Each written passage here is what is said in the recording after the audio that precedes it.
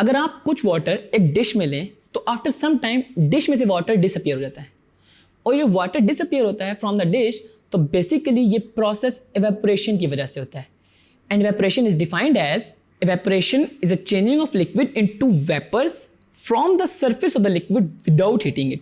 अच्छा, मैंने आपको डिश वाली एग्जांपल दी ही इस वजह से थी कि आपको पता चले कि बॉइलिंग ऑफ द लिक्विड ही की वजह से evaporation नहीं होती, बल्कि evaporation takes place all the temperature, और जिस टेम्परेचर पे लिक्विड बॉयल होता है वो हमारे पास boiling point of the liquid कहलाता है। बस बॉइलिंग पॉइंट पे होता यह है कि इसमें ना सिर्फ सरफेस से वाटर evaporate होता है, बल्कि विद इन द लिक्विड भी वाटर स्केप आउट हो जाता है।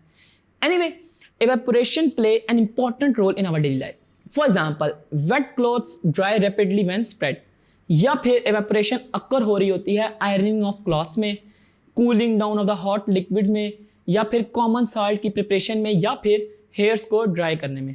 और इसमें इंटरेस्टिंग बात यह है कि evaporation cause cooling। अक्सर बोर्ड में एक क्वेश्चन आता है कि why evaporation cause cooling, तो इसका आंसर ये है कि during evaporation fast moving molecules surface of the liquid से एस्केप हो जाते हैं और लो काइनेटिक एनर्जी वाले मॉलिक्यूल्स पीछे रह जाते हैं, जिसकी वजह से ओवरऑल सिस्टम में average kinetic energy of the molecules कम हो जाती है। और आपको ये बात तो पता है कि सिस्टम का टेम्परेचर एवरेज काइनेटिक एनर्जी पर डिपेंड करता है, so that's why average kinetic energy of the molecules के कम होने से टेम्परेचर कम हो जाता है और कूलिंग कॉज करता है। And you know evaporation take place at all the temperatures, but the rate of evaporation जो है वो कुछ फैक्टर्स पर डिपेंड कर रहा होता है कि कितनी जल्दी या फिर लेट evaporation हो रही है लिक्विड में।